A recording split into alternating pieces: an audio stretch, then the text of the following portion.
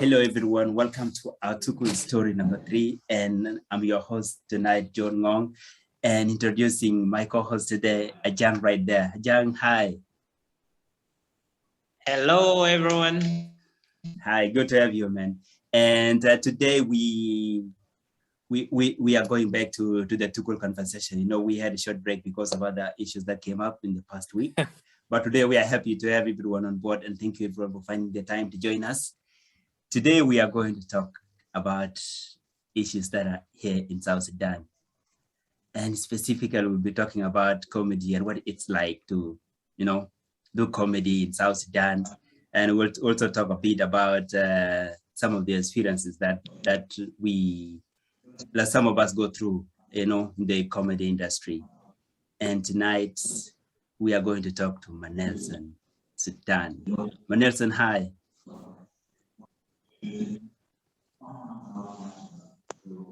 Hi everyone. How are you guys doing? How are you doing? Pleasure to be here. Thank you, Manelson, for getting the time for us to join in and talk to the Tukul participants. We really appreciate your time. Okay. Yeah. So in conversation with you today would be Ajang and I, but also we will give the opportunity to our participants to talk to you and say hi to them. And, it's a conversation. It's not like, it's not a job interview. It's just like a short conversation. So everyone feel free to later react to Manelson. But in the meantime, okay. no job offers. Yeah. All right. So I'll give the floor to Dion to welcome Manelson and kick off the conversation. Dion, over to you.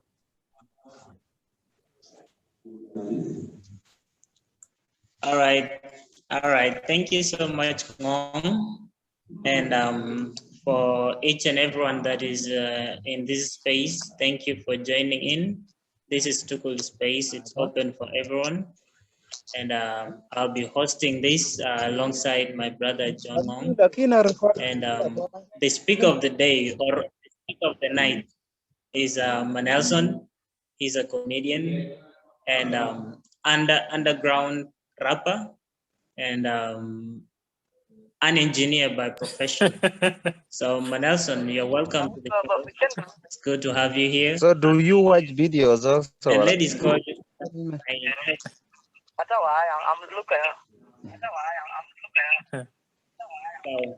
Some people need to mute their mic. I can hear some conversation. Yeah, there's somebody speaking on the background. I don't know. Please mute your mic. Yeah. So yeah, Manelson, welcome to the show. Like I said earlier. I think it's okay now. And I know you have a story to say. Your journey in the comedy field, and you like an engineer, like I said earlier. So you can also touch on that part, and you being a rapper, that is also a part you can touch on. And beside any other thing you do outside there. So Nelson, welcome to the show. The floor is all yours. Let's start in there. Okay. Thank you, Dijong, and everyone who is watching. My name is Manelson, and I'm so many things. I'm a rapper, like he mentioned. I actually started rap before comedy, and even before I became an engineer. So I started rap around 2009. And rap by then was like, wow. It was like a phase. Like I remember everyone in my school was a rapper. Even General D, you guys know General D. He was a rapper. I so tried like and it was failed. Like you are calling me an underground rapper. I think yeah. I'm better than General D. No, Still maybe underground. Yeah, so I started rap around 2009, and I wasn't consistent until around maybe 2014 because I was still in school. So around 2014, 2015. I was about to blow up actually, man. I don't know why I didn't blow up. And then so I was studying and doing rap at the same time. And then like when I went to India, you know, those guys don't understand rap, man. Like I would be on stage dropping some rhymes. Then they'd be like, dance, dance, dance, dance, dance, dance. So they want me to dance instead. They don't hear my rhymes, man. So like I felt kind of frustrated, man, doing rap. Then I realized, you know, so I used to attend open mics over there. Like for those who don't know, open mics are like events where like you just go and present whatever talent you have. Like, so I realized they were not that into rap, but they really loved poetry.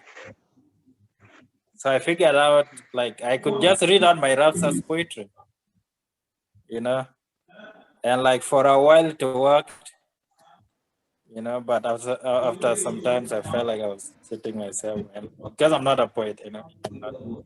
They say rap like poetry, but not really.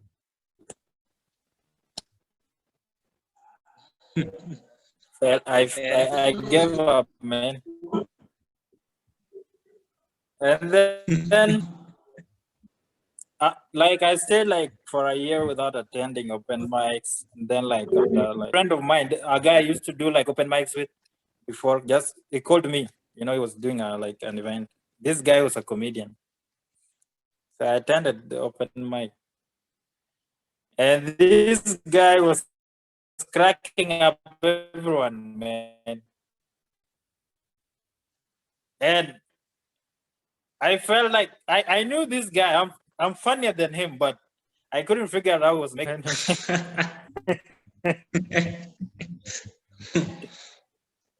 Let me try. This was around I think late 2017. Yeah, late 2017, around maybe October there, November. I don't know. Yeah. So I went on the stage, man. I didn't even say jokes. I was just narrating my experiences in India, like how Indians see foreigners and like, you know, like how foreigners, you know, like how foreigners are experiencing India, like how they see India, something like that. Like my stories were around that, and they liked it, you know. And from that time, comedy has been my thing, you know. And one thing I like about comedy is, you know, that instant gratification, you know. It's not like rap, you know, or like poetry. Like you can actually measure if you are doing well on the stage or not. So that instant gratification and the fact that you feel like people are responding to like something you sat down and created on your own, it's just amazing. Yeah. There is immediate criticism. What else?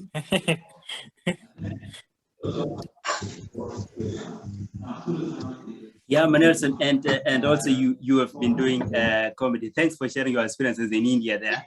Like, I've never been to India, man, so I have no idea how it flows over there. And now coming back to South Sudan, I think you've been back in Juba now for some time. What has it been like for you doing comedy in South Sudan, and especially in Juba? And you know, any experiences so far? Yeah. So you know, like when I was starting out in comedy, you know, I didn't know anyone. I didn't have like a mentor that I look up to, like a local person that I knew as a comedian or whatever. Mm-hmm. You know. So like when I became a comedian, I was searching on the internet, hoping I could find like someone I could relate to, maybe someone from South Sudan or whatever. Right. So I was searching on the internet for like a whole year, and I was only getting comedians from North Sudan. Actually, one comedian from North Sudan. That was a long search, man. Yeah. And after a year, and you got only one comedian who was not even from South Sudan. That was quite an experience, So yeah. yeah, so that guy from North Sudan, his name was Mohammed Musa. So Mohammed Musa, man, he does comedy in Arabic, and I don't know Arabic that much, so I couldn't quite relate to him. So, and then like a year later, when I was searching that, when I saw like AK Dance, I saw him like on Churchill. Churchill show. It's a very big show in Kenya. So I saw him on the show doing this out here. so like, and I also saw some videos from like Kilkiluana. You know, Kilkiluana. Yeah. They had some videos on the internet, but I couldn't relate to their kind of comedy. You know, like doing in Arabic, and so like it was not like proper stand up like the way I see it done in America or like South Africa or like other countries that have established that kind of industry. So I couldn't relate that much.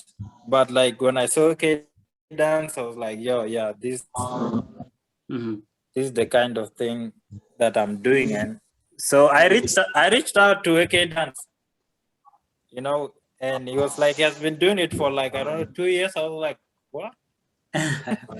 Okay. Okay. So the main challenges was like, there was no one to look up to. Like, you know, like when you want to become like a musician, there are like a lot of people already that have been doing music that you can just learn from, you know. But for comedy, you are learning from yourself, or you are learning from people that don't have the same experiences as you. So I'm learning from Americans, but the thing about comedy is about experiences, you know. That's true. The experiences of an American is not the same as that of a South Sudanese. So you need someone from South Sudan that can tell your stories in a way that you can relate to, you know. That is finding true. that kind of person was challenging.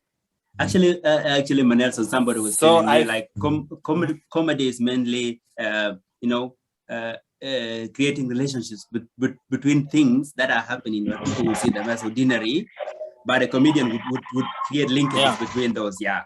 So I would really, I would really see what it was like for you, because if you have experiences in other places and you want to do comedy in South Sudan, that must have been quite a tricky thing, you know, wasn't it? Yeah. Yeah. Here's the thing, man. Like, you know, the thing about comedy, for something to be funny, it doesn't have to be true or right or you know, it just has to be relatable, you know. That's true. Like if you imagine something and then someone else was in that situation before, but they never thought of it that way. Like that's how comedy works, you know. Exactly. It's like seeing normal things in an abnormal way, you know. That's funny already for me. Yeah. Yeah. So like, so like, before, like I used to take life seriously, man. I was like a serious student, serious guy, you know, no messing around, whatever. And you know, like I thought that would make me happy or whatever. But I found that routine to be depressing, man. You know, being serious is serious. Yeah. It's a serious thing. That's true, Manelson. Actually, I would sometimes you have to like. Yeah. Go ahead. Talking about being serious and taking things seriously. Actually, that was one of the main feedback points that we that we got when some of us crossed over to neighboring countries. They'll be like, you guys, man, you're taking this thing seriously. And then somebody would throw jokes at you, and you might want to have that face, you know, and they'll be like, no, I'm just throwing a joke. Like, it's not supposed to be, you know. Do you have experiences like that when you crossed back to South Sudan? Yeah, when I was in Kenya, man. So you know, like in South Sudan, like someone who's younger than you cannot insult you or cannot make a joke about you, no matter how funny it is. Yes. But like when I went to Kenya, man, even small kids, man, there's something they call mchongwano, man. Yeah. You know, I remember those things. So, yes. You know about mchongwano basically is like roasting someone. You know, exactly. Like people will roast you. Like for example, in my school, man, people used to roast me because I was very tall, like compared to like Kenyan kids. So they'll be like, when mrefu, ati ukienda choo, unaacha magoti nje. Like, what does that mean? Yeah. It means like you are so tall, but when you are going to the toilet, you have to leave your legs out first, and then you get.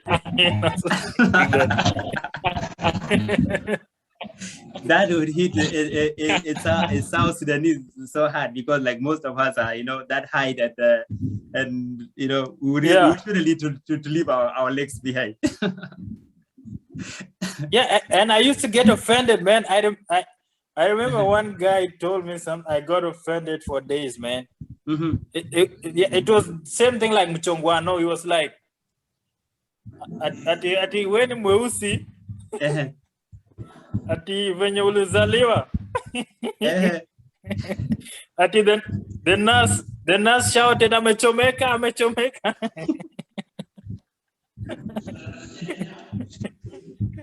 What? So, like for those who don't understand, it means you are so black. When you are born, the midwives were like, this kid has burned, something like that. That's serious, man. and you will find even you know, at the back of all this talk, there is no bad intention. It's just like the way people bad intention, have a light movement, you know. And I don't know, when you came back to South Sudan, Manelson, I wanted to do comedy professionally. Did you struggle to find topics that you wanted to you know, and topics that you wanted to think through twice before you share with the audience? Be like, hey, if I say this in this country, people might be offended, or people might begin to you know, to avoid me, anything like that? Yeah. Actually, on the contrary. Okay. On the contrary, I came and I was doing a lot of controversial things, and people would come to me after the show like, yo, bro, you cannot talk about this, you cannot do this. I kept making jokes about Salva Kiir, man. I was making jokes about SPLA. I was making jokes about women. And people were telling me, man, you should not make jokes about this. And the funny part, these people were telling me, they were laughing at these jokes. They were finding these jokes funny. They just, they were scared on my behalf. That's a bit funny, right? Did they I tell you was about? really scared about what to say. Did you hear about the common red line in South Sudan? Like, that's a red line, you can't cross that. Well, like inherently as a South Sudanese, I know like there's some things that people don't take lightly, you know. But I was pushing, and I'm still pushing boundaries. I usually like. You have attended my my performances before. You see like how I do. Yeah. And that's why I have issues with like Coach Kadiang now, because Coach Kadiang take things very serious, you know. They don't see the humor. They think you mean what you say, and you say what you mean. But this is comedy. This is not. I'm not a politician.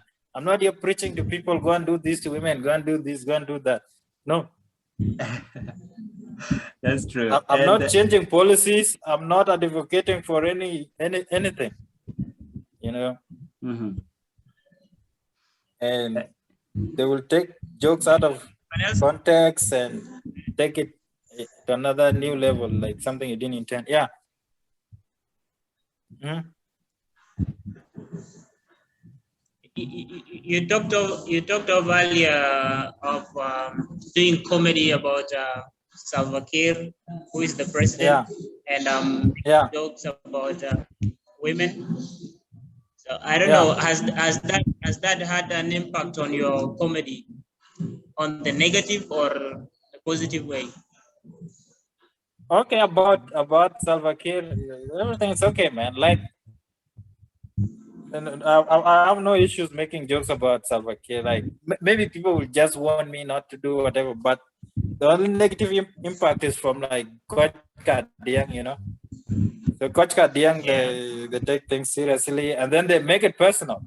That's some people I don't talk personally with, like when I meet them, and it's nothing. It's nothing. It's nothing. It's not something I told them to, just a joke I said, and they did like that joke, so they don't like me too. Like, Wow, that's mind blowing to me, man. That would be a serious thing, yeah. And yeah, somebody was actually telling me, like, you guys, if you change some jokes here in South Sudan, people might literally begin to avoid you, like you become enemies in real life, man. Because you said you said a joke somewhere that somebody not like, you know. Yeah. Could be a tricky thing, right? And I thought like political jokes would be like bad or something like that. Mm-hmm. But actually, people like political jokes, man. I make jokes about IO. I make tribal jokes too. And I don't, like I would get some reactions like, oh, you shouldn't do, but that's all about it. I get laughs from that. And also the jokes that like quite young take offense, people laugh at them, you know. Okay. So I don't know. Wow, that's good right there. And Nelson, maybe we have talked a bit about how it has been for you, and maybe we try to widen a little bit in terms of for South Sudan. You know, what do you think it has been like for South Sudan? South Sudan is like 10 years now down the line, and a lot has been happening. It could be funny, it could be tragic, it could be, you know, something that that people will not want to talk about. Some people will still want to talk about maybe 50 years from now, later. Maybe from your side, you might, as a comedian, you might have taken your time and analyzed it, say like, maybe this, to me, like these are the two most funniest episodes in South Sudan as a country so far. Maybe you would want to share around that. Yeah, man, I always tell people, man, South Sudan is one big joke, you know, and one big, and I saw De Jong trying to resonate the same sentiment, like on Facebook, I think 2 days ago. Like South Sudan and Arsenal are like this, you know. They're twinning. Actually, people were coming to my inbox trying to Okay. Maybe. So I feel the same way like De Jong, man. South Sudan and Arsenal, man, and not any different. And South Sudan is where all the jokes are, man. Like sometimes I don't even struggle to write jokes. You know, I'll just open a newspaper or just watch TV, and I get all the jokes. You know. Wow. Shout out to Ade, man. I see Ade in the comments, man. Ade's right here. Ade's my guy, man. Yeah. Yeah, it's really a privilege to have Ade in the room, man. So yeah, Ade, man, like when I came, it was like the guy who gave me like the first platform, man. True. Actually, yeah, it used to have like a radio show. Let me just narrate this story real quick. He used to have a radio show at Top FM. And he invited me, man. And I told him just one joke, man, and that joke got him, man. Like from then, every time he's having an open mic, he was calling me through, man. Wow. Thank you, Ade. Hey, maybe Ade, you can unmute for a second and say hi to Vanessa and the room. Yeah, and Ade, man, there's a joke that Ade helped me build. They joke about Salva Kiir, man. Ade is right here. Ade, hi. Where's Ade, man? Hey guys, what's up? How are you doing? Hey, how you doing, man? I'm somewhere in the village, man. So I hope my network doesn't disappoint me. We are getting a lot of good right now. Like I was going to ask, like, where are you calling it from? Because like all over South Sudan these days, man. This guy is international local.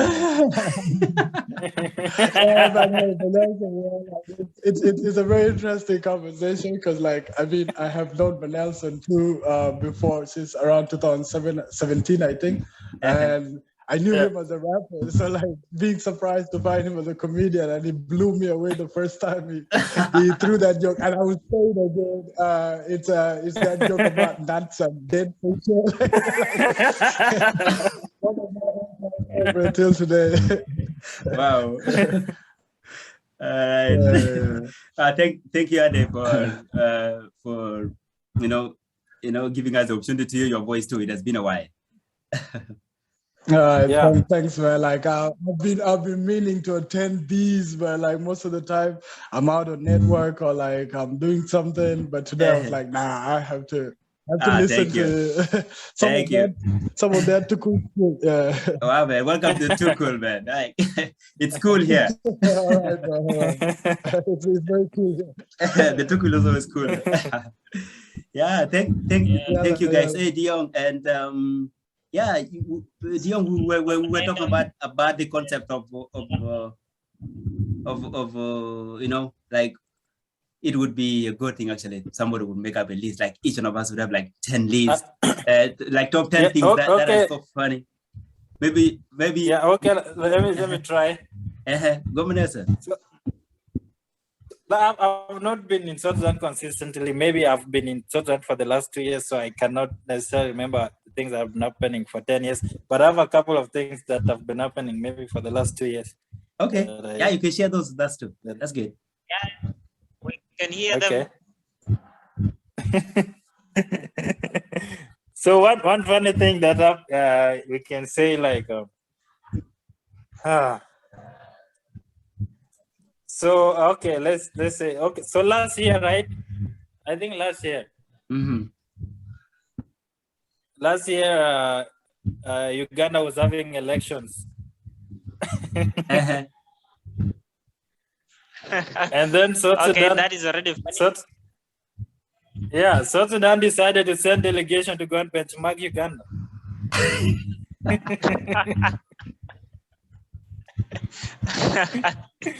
Why was that funny? Like, what did you find funny in that? You know what it was intended for? The delegation was to go and benchmark so that they prepare for 2023 elections. Think about it. Okay. Of all countries, remember, remember, USA was having elections around the same time. And they chose Uganda.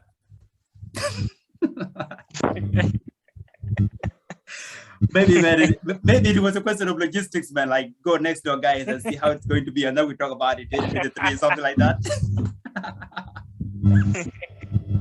No. See, when you are benchmarking, do you go for the best or you go for like the one that's logistically? Maybe best is relative, man. Like say the neighbor here has been in the power for the last, I don't know, 30 something years. Maybe we'll go check how it works. That could be a good thing, I don't know. There's something. Uganda has a reputation, man. Uganda has a reputation. They have never had a successful elections. Matter of fact, the transfer of power in Uganda has been through coup. Fraud. So why would you go and benchmark someone like that? What is there to benchmark? How to do coups and overthrow governments? Like,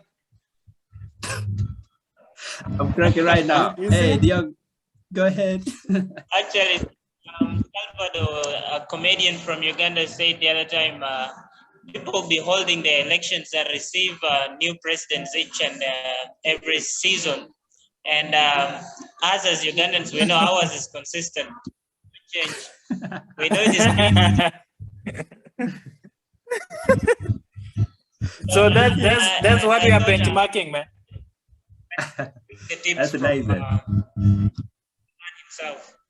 Yeah. Okay. So maybe Manason, we go to your list then. If that is one right there already. So maybe you have some more that you want to share. Go ahead. Okay. And then I think this year too. So there was like a committee. There's a committee formed, like an auditing team to go and audit all the government institutions. Right? Okay. And then they went to all these institutions, and guess what happened? There was nothing to audit. What happened? No files and no nothing. What happened? Or the audit rooms were closed or something. Like the there was nothing to audit, so the work was done there. No documents, no shit. Okay. It's like they were just doing all the transactions orally, you know. Okay. All the contracts were done orally, man. You're like, okay, you do this, done.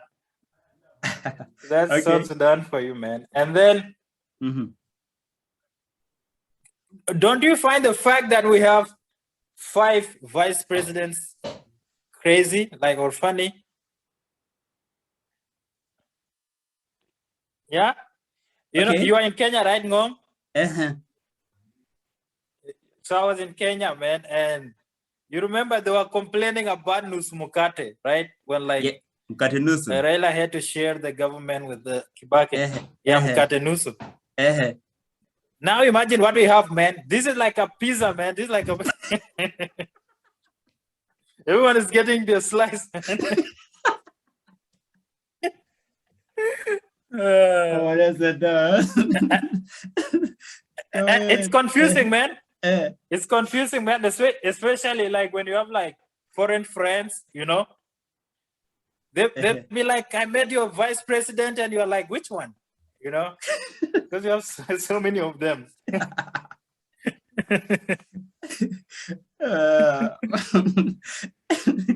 Okay, maybe I'll throw a bit of background. Like in Kenya, that Mukate Nusu was like we divide the bread into half, but here now it's like, you know, you divide into like 5 times and more.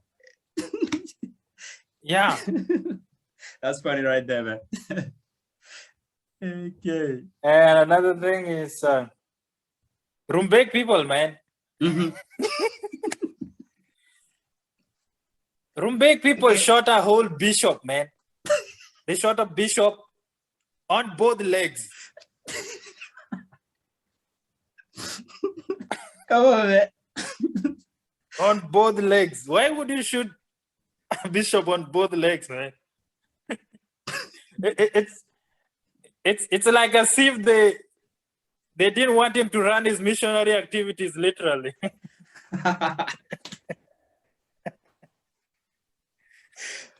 Wow. You guys are like, I'm cracking out right now. Yeah, man, like the bishop could not run his activities. Right? I got shot on the legs, man, like both legs, you know. Yeah. And that's funny. Okay. You know, I'm imagining like maybe they were to shoot his leg. Then they end up shooting the wrong leg, and then they're like, okay, you have to shoot the right. Then they shot the right leg. And that's how he ended up being shot on both legs, man. But actually, you know, this was a tragedy, right? Like the bishop was shot, like somebody shot. You know, it's not. You know, this is life threatening. Ideally, there's nothing that's supposed to be funny about it. But you know, it appears to me like there's always a thin line between tragedy and comedy. and how these two can interlink, you know, in ways that are surprising. Like, you know, it could even catch people by surprise that what was tragic becomes funny in a click, like same moment. What is your experience around those?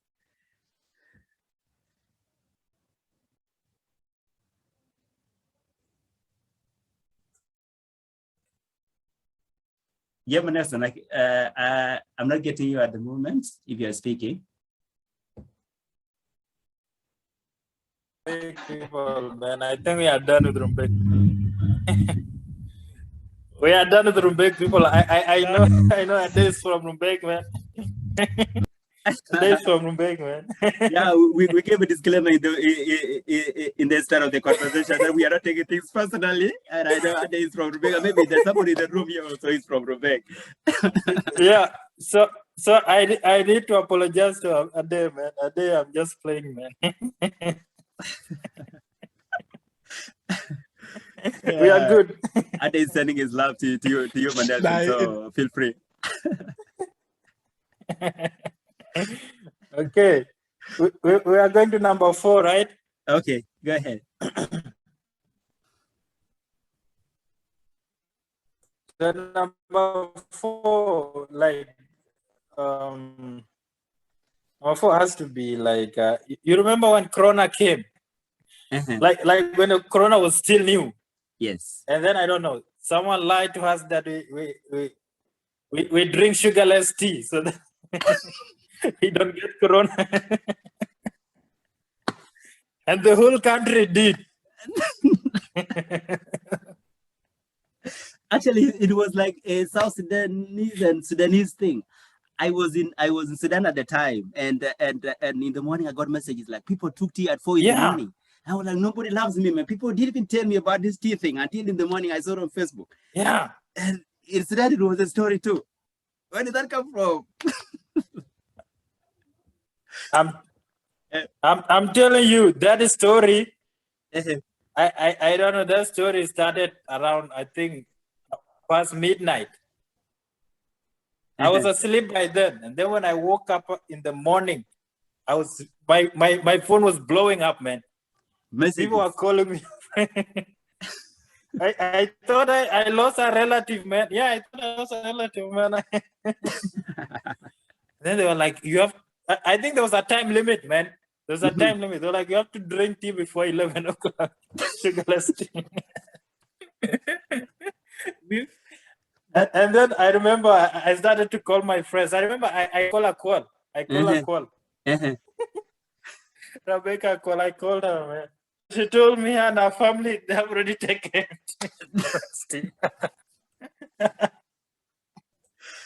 Wow.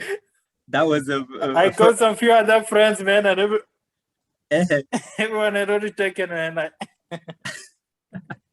That was funny. Like for me, there was no way I was going to take that tea because, you know, I like the last time I took tea, the tea leaf was in, I think, 2011, like a way back. And I can't take it because of medical complication I have around taking tea, especially the tea leaf thing there. So I was going to protest. If that was the medicine for Corona, maybe I would have caught it at the moment, you know?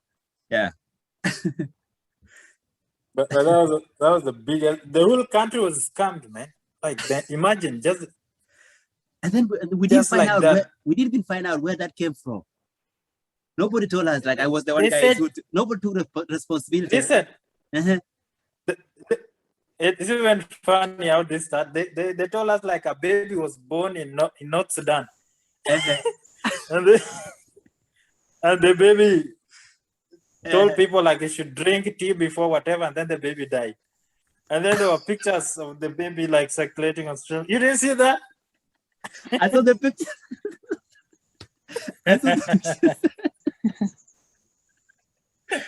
Oh my! I know. Oh my! And this actually happened like less than 12 months ago. Right? That was 2020. Yeah. 2020, yeah.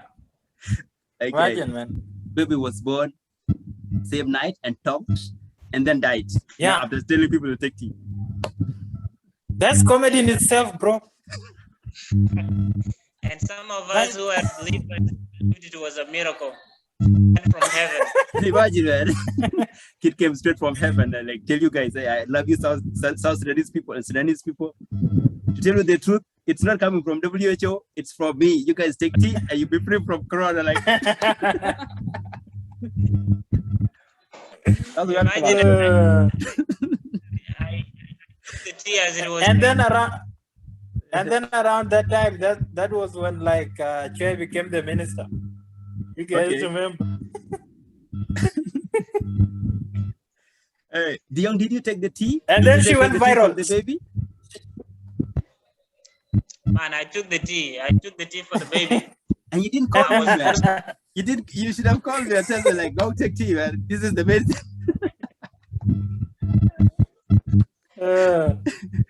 Okay. So Achue became the minister. And she went viral at the same time also.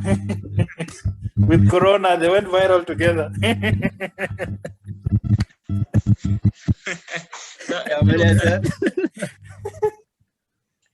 They were like this. Arsenal and South Sudan. You know, every day I was waking up, I'm checking Madam Achue, and I'm checking the number of people who have been infected with Corona. They were going like this.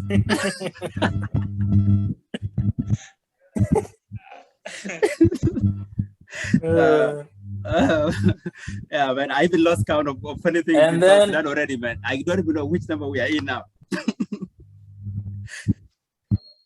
And then another thing, Kurajing. You remember the story of Kurajing? Yes. Like Kurajing. Kurajing went to Dubai. What did you go for?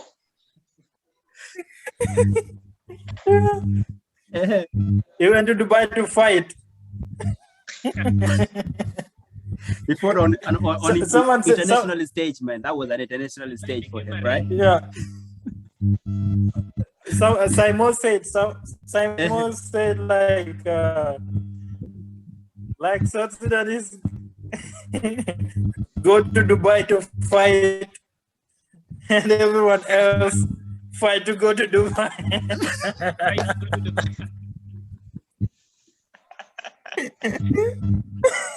Encouraging. That was hilarious. Wow. I don't know how true that is, man, but that story was booming all over, man. Yeah, all man, over the internet. Yeah, it was. Encouraging. It was. In fact, there were songs sung like somebody singing like "I will encouraging." Yeah. It became a I'll- verb. Like it was a verb Encouraging, yeah. in the South Sudanese English to encouraging somebody. You know, like we invented new Yeah. words. And, And I was actually, like, one of our prominent artists or a musician sang about it. I will encouraging you. yeah. Yes, that was that hit. Yeah, that was that. Yeah, hit, and man. I was like, Until you know, I was like, Mama Mira is the only person who can borrow like Kurajing's money, and she doesn't have to worry about anything, man. Why so? Why would she not worry? She has nothing to lose, man. remember you posting about it and I was like, this statement is funny, but Okay. So, Kurajing, man. like she has nothing to lose. Maybe what about like the way you were saying before? Maybe it She has was nothing like, to lose. there will be another point to hit. Maybe the lower teeth or something. That would be double loss, you know. Wow. I was also like, Mama Mira should do the crate challenge, you know, the crate challenge. We do experiment with her, you know.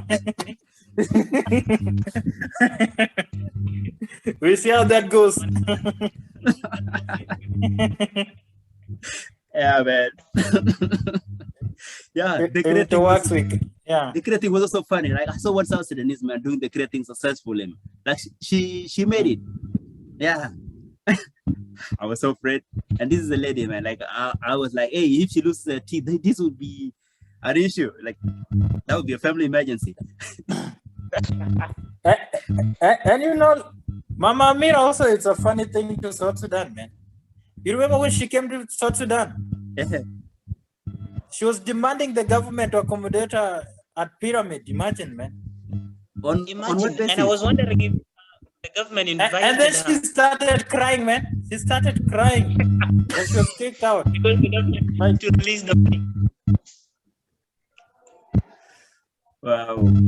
Yeah, man. I think maybe we'll pause here. Like there are so many funny things in South Sudan, you know. Maybe if we talk about that, we'll go throughout the night that we don't want to stop. Like how entitled do you have to be, man, to like expect government to pay for you at Pyramid? Like really? Like, are you the firstborn of South Sudan or what? Like, you know, maybe the last born. the last one. I mean, last one. Funny, man. Like, wow. I think so many things keep happening. Man. I don't know why would we have like you know, why would we have this attribution of like being very serious when there's a lot of funny things that are happening around us? We should be like top, you know, funny people around the world. Because there's a lot of comedy around us, you know. Yeah. Yeah, and you know, Mama Mira is actually a comedian, man. She's actually a comedian, man. I've seen like a couple of her videos, man. Okay, I think she did serious comedy this time or something like that. She's a comedian, but like explicit okay. comedian. All right. Yeah, she was like Tika Jewel Nyaleng, man. What's that?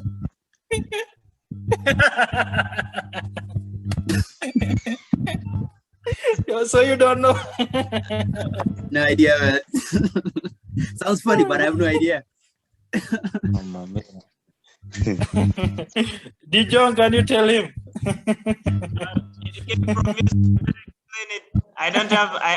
There's no way I can trust it right. Okay, no problem. I'll look for you guys for the translation. But it sounds funny already there. Okay, and then another funny thing has to be Mary Boyoy, man. What happened to Mary? Mary Boyoy, man. Can you imagine Mary Boyoy has like a verification mark and like Tutu Baby doesn't? Like, think about it. What is that? Mary Boyoy is verified on Facebook, man. What does it mean to be verified on Facebook? You have to be famous. Okay. You have to be like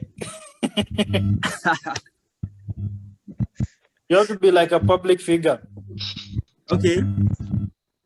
So imagine we have Mary Boyoy.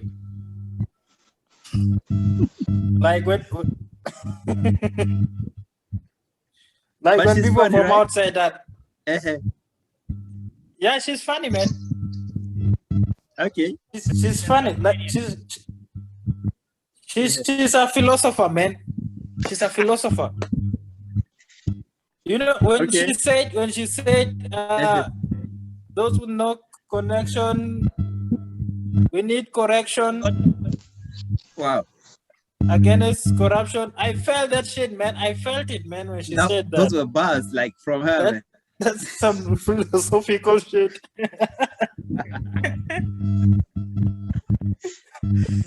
Right. I'm imagining like 10 years from now, someone quoting Mary Boyoy. Those with no connection, we need correction against corruption. Damn.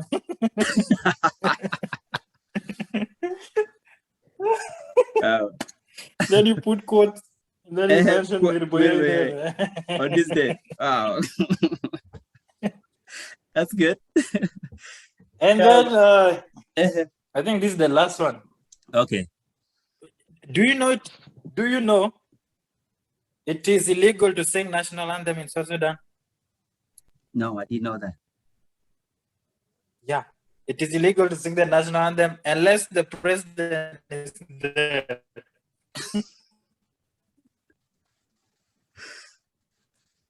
Are you serious? I'm serious, man. So if the president is not there, Uh-huh. you cannot sing the national anthem.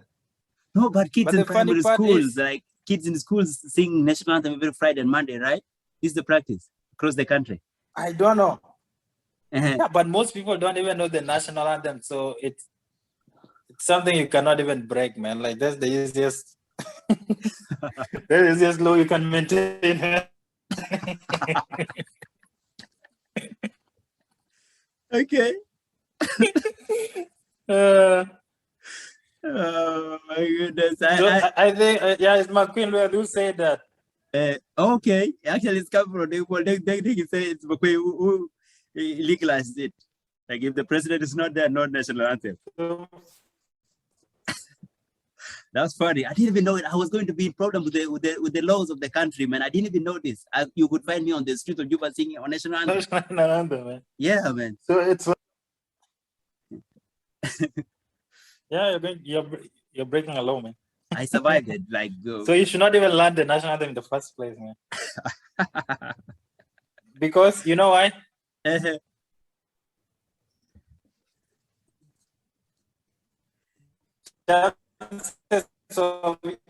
Chances of you being in the same room with president are very limited. So you might as well just not learn it. Just stay like that. I see Juliana here saying in the chat that she's almost Maybe forgetting. your kids She's almost forgetting learn. You don't have to, man. like some of the stanzas in the national anthem. Else, Man. She's almost forgetting some of the stanzas in the national anthem because it is illegal to sing it, and maybe because the chances of meeting the president too are limited. That's funny right there. I only know the last line. Oh, God bless South Sudan. That's it. And I don't know who composed the national anthem, man. I like don't there are know. no rhymes, man. Yeah, no poetry in it. No, but I think it was composed by a group of musicians, but there was one lead. There was one lead musician. Yeah. We have a lot of poets here, man. They should have been assigned this. Have you ever listened to like national anthem from like our neighboring countries, man? Or like, or like the US national anthem? It's like a real song, man. Hey, I'm seeing in the chat here, Manel, so that it was actually composed by the students of University of Juba. Wow. It is not University of Juba, man. This is what I'm getting from the chat from our audience. It is University of Jamajuba. That is the correct name. Come on, man. You guys are like, I'm cracking up right now. So I think, guys, we will keep it close at this point. But also, it has been hilarious, man, to have you in the Tukul. I think today, Tukul has been literally funny and lit up, and I believe, you know, your session with us has been a big blessing. Man. I'm still cracking up right now. I'm trying to recompose myself. Yeah, but this is a game I'll be playing with people. I'll be like, hey, tell me your top 5 funny things in South Sudan. I think everybody would have a long list, right? Yeah. Okay. Yeah, there's a lot of things, man. If you read the news, you'll see jokes everywhere, man. Wow, it's good. South Sudan is one big joke, man. Yeah, thank you, Manelson. Maybe I'll open it up for our audience, and maybe 2 people just like to tell us their funny experience, like in 30 seconds, and then we go to the next. Yeah, if anybody wants to share, okay, please, sure. Yeah, raise your hand and speak to us. And Manelson is still here. Maybe Manelson, man, there are like funny things we have not been heard of, and maybe people in the audience have. Hey, I see Juliana's hand. Juliana, Unmute and go ahead.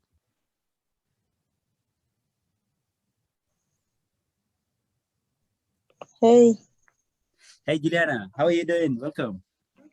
hey guys. Can you hear Good. me? Yep, I'm doing fine, thank you. Yeah, Good. Nelson, it's good to have you here tonight. Thank you. Yeah, it's an amazing experience. You know, in South Sudan, it's all about comedy and the life we live, the daily things we do. It's just a comedy. Mm. You know, Mhm. I was trying to subscribe some internet bundles this evening. Then Okay. I come across there's this subscription if you subscribe to MTN internet bundles like option one. I Zol was Kabir. even surprised when I saw something Zol Kabir. I was like, is this South Sudan or is where are we going to? You know, everybody in South Sudan is Zol Kabir. Isn't that No, this amazing? is just comedy. Wow, that was another level, man. Like But seriously, Juliana, it's thank you for just sharing that. Zol Actually, Kabir. I was surprised. Zol Kabir, is it free bundles or something? Okay, everybody guys. Zul Kabir here, man.